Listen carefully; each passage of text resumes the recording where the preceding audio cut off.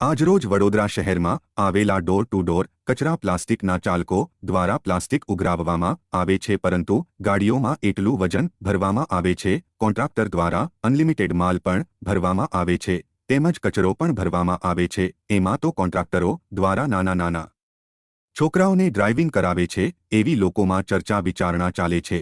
તેમજ અટલ બ્રિજ પર માલ સામાન ભરીને ગાડી જોવા મળી રહી છે અને એટલી ફાસ્ટ ગાડી ચલાવવામાં આવે છે કે અકસ્માત થાય તો જવાબદાર કોણ તેવી લોકોમાં ચર્ચા વિચારણા ચાલી રહી છે।